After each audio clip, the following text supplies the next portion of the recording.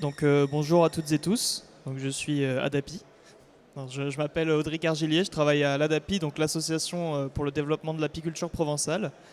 Et donc aujourd'hui, je vais vous présenter des résultats d'une étude menée en 2024, donc en association avec la Chambre d'agriculture PACA et le syndicat des producteurs d'amandes de Provence sur la pollinisation de l'amandier. Et en l'occurrence, voilà, à quel point les nouvelles variétés d'amandiers sont encore dépendantes des pollinisateurs. Donc pour poser un peu le contexte, l'amandier au départ c'est une culture qui est auto-incompatible, c'est-à-dire qu'elle a besoin, une variété d'amandier a besoin d'un apport de pollen provenant d'une autre variété pour pouvoir produire des fruits. Donc ça implique deux choses. La première, c'est que les amandiculteurs devaient faire donc, des mélanges de variétés dans leurs parcelles pour avoir de bons rendements. Et aussi, donc, c'était donc une culture qui était très dépendante des pollinisateurs, encore une fois, pour assurer une bonne production. Donc aujourd'hui, l'amandier connaît donc une relance en France et en particulier en région PACA où il y a une augmentation importante des surfaces plantées ces 10 dernières années. Et donc ce qui est majoritairement planté aujourd'hui, ce sont des nouvelles variétés qui, elles, sont dites auto-fertiles. Donc, contrairement à ce que j'ai dit tout à l'heure, cette fois, elles n'ont plus besoin d'avoir un apport de pollen provenant d'une autre variété. Donc, ça simplifie beaucoup la gestion des vergers, puisqu'il n'y a plus besoin d'alterner les rangs et de faire des mélanges de variétés. En revanche, il y a une question qui reste entière, c'est à quel point ces nouvelles variétés sont encore dépendantes de l'action des pollinisateurs pour faire de bons rendements. Donc, en théorie, on pourrait penser que, puisqu'elles peuvent s'auto-polliniser, les pollinisateurs sont moins nécessaires. Et donc effectivement, il y a eu aussi une enquête qui avait été menée par la Chambre d'agriculture de PACA auprès des amandiculteurs et qui avait montré qu'il y en avait un certain nombre qui considéraient que sur ces nouvelles variétés, il n'y avait plus forcément besoin d'apporter des pollinisateurs, enfin que c'était, voilà, la pollinisation n'était plus limitante. Donc en tout cas, ce qu'on peut dire, on n'avait pas d'éléments en France pour répondre à ça, mais il y avait des études déjà aux États-Unis sur des variétés donc propres aux États-Unis et autocompatibles, qui montraient que là, par contre, il fallait encore un apport de pollinisateurs. Donc voilà, nous on a voulu répondre à cette question pour les variétés françaises. Est-ce qu'il y a toujours besoin d'apporter des pollinisateurs pour assurer les rendements? Et aussi, donc, une deuxième question qui intéresse plutôt les apiculteurs, qui est quel est l'impact de la pollinisation des amandiers sur les colonies d'abeilles. Hop, bon sens.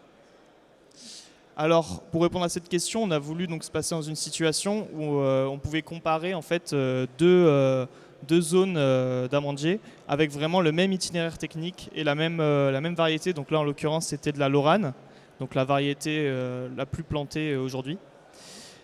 Et donc, on s'est placé en fait chez un amandiculteur qui avait une très grande parcelle de Lorane. Hop, mince. Bon, j'arrive pas à pointer. Mais donc une très grande parcelle de Lorane ici. Et en fait, on a dessiné deux zones d'études le plus éloignées possible l'une de l'autre. Donc elles étaient éloignées d'à peu près 600 mètres. Et donc dans une de ces zones, on a apporté des colonies. Et dans l'autre, on n'en a pas mis. Et globalement, donc, évidemment, l'amandiculteur, lui, ne mettait pas de colonies d'abeilles domestiques ailleurs dans l'exploitation. Donc là, l'idée, c'était vraiment de comparer la situation ici avec un apport de colonies à ici où là on n'a pas d'apport de colonies et donc potentiellement une pollinisation moins efficace. Dans ces zones d'études aussi, on a fait en sorte d'éviter les bordures, etc. pour éviter les effets bordures qui peuvent venir un peu polluer les résultats. Donc au final, on avait deux zones de 54 arbres. Voilà, donc la zone ici dans laquelle on a apporté les colonies et la zone en bleu, donc sans colonies. Dans chacune de ces zones, on a fait un certain nombre de mesures. Alors la première mesure, c'était de regarder l'activité de butinage. En fait, on voulait vérifier si effectivement on avait une activité plus importante et plus de pollinisateurs à proximité des colonies ou s'il n'y avait pas de différence. Est-ce que l'apport de colonies avait vraiment joué là-dessus? Donc pour ça, on a fait ce qu'on appelle des comptages sans fleurs, c'est-à-dire on choisissait une branche aléatoirement. Et donc à chaque fois, on relevait aussi l'heure, la température, l'orientation de la branche. Et en fait, on comptait, c'est-à-dire on regardait, on passait le regard sur 100 fleurs, en comptant dans notre tête donc 100 fleurs. Et on notait le nombre de pollinisateurs relevés. Voilà, donc c'est un peu une capture instantanée du nombre de pollinisateurs présents sur chaque branche. Voilà. Et à la fin, donc on a analysé, on a fait un modèle pour analyser tout ça, donc qui expliquait le nombre de pollinisateurs en fonction donc, de l'orientation de la branche, de la température, etc. Et donc les résultats qu'on a obtenus, donc c'est cela. Alors vous avez un boxplot là qui présente donc le nombre de visites qu'on a observé sur 100 fleurs pour les deux zones. Donc en rouge, c'est la zone où on a apporté les colonies, et en bleu, celle où on n'en a pas apporté. Donc en tout cas, ce qu'on a vu déjà, c'était que le pollinisateur très majoritairement observé, c'était Apis mellifera, donc l'abeille domestique. Voilà, donc on peut voir là... on peut voir ici dans le tableau, voilà, ce qui n'était pas Apis mellifera, on en a vraiment observé très très peu. Et ensuite, donc, le second résultat important, c'est qu'en moyenne, on a vu qu'il y avait presque 3 fois plus d'activité de butinage quand on était proche des colonies par rapport à la parcelle éloignée des colonies. Donc là, on voit bien que apporter des colonies, ça a un impact sur l'activité de butinage. Après, il y avait d'autres facteurs qui jouaient aussi. Évidemment, quand il y a la température plus élevée, il y a plus de pollinisateurs. Ça, c'est des résultats connus. Également, l'orientation. Les branches orientées au sud avaient plus de pollinisateurs que les branches orientées au nord. Bon, voilà. Donc, une fois qu'on a vu que voilà, on apporte des colonies, il y a bien plus de pollinisateurs. Maintenant, on voulait vérifier si ça a un impact sur la nouaison. Donc pour ça, on a fait deux choses. Alors, il y a un certain nombre de rameaux qu'on a marqués au stade bourgeon. Et en fait, ce qu'on a fait, c'est qu'on a compté le nombre de bourgeons qu'il y avait, donc le nombre de fleurs en devenir. Et ensuite, on les a marqués avec une petite étiquette. Et donc, dans certains cas, on les a laissés tels quels. Donc, c'était la modalité pollinisation ouverte, voilà, où tous les pollinisateurs pouvaient venir visiter les fleurs. Et dans l'autre cas, on a placé un sachet d'exclusion dessus pour empêcher la visite de tout pollinisateur et voir qu'est-ce qui se passe. Est-ce qu'il y a quand même possibilité d'avoir une bonne nouaison, une production de fruits, même sans visite de pollinisateurs. Et après, on a fait des comptages du nombre de fruits qui s'étaient formés à 30 jours, donc 30 jours après la pleine floraison et 60 jours après la pleine floraison. Pardon. Alors, les résultats pour la pollinisation ouverte, donc là, ce qu'on voit, c'est vraiment l'apport, en fait, le gain de pollinisation en apportant des colonies. Donc là, à gauche, vous avez un boxplot qui présente donc le taux de nouaison à 30 jours et à droite à 60 jours. Avec donc en rouge la parcelle dans laquelle on a amené des colonies et en bleu celle dans laquelle on n'en a pas amené. Donc déjà ce qu'on voit, c'est une différence dans les deux cas, au moins en tendance. À 30 jours, cette différence elle est significative. On a 8% de nouaison en moins quand on s'éloigne des colonies, c'est-à-dire quand on est dans la parcelle bleue qui est à 500-600 mètres. À 60 jours, on voit qu'il y a un écart qui est toujours présent, mais il n'est plus significatif. Voilà. Mais il est toujours à peu près de 4%. Et alors aussi le résultat assez important qu'on a eu, qui nous a assez surpris, c'est la chute physiologique très importante entre les deux observations. C'est-à-dire qu'on s'est rendu compte que là, entre 30 jours après la pleine floraison et 60 jours, on perd presque 50% en fait de fruits. Donc il y a énormément de fruits qui tombent. Voilà. Et ça, c'était un résultat auquel on ne s'attendait pas forcément. Ensuite, donc on peut discuter le fait que cette différence était quand même assez faible. On s'attendait à avoir une différence peut-être plus importante, mais on peut déjà avoir deux critiques. C'est que bon, les zones n'étaient éloignées que de 600 mètres, ce qui est assez peu quand on sait que voilà, les pollinisateurs, et en particulier l'abeille domestique, peut parcourir des grandes distances de plusieurs kilomètres. Et surtout, il y avait, on a vu en fait qu'il y avait des ruchers d'apiculteurs, donc des colonies à proximité de la zone d'étude, donc qui avaient pu venir un peu polluer aussi voilà, nos résultats en apportant des pollinisateurs supplémentaires, voilà, ce qu'on voulait éviter.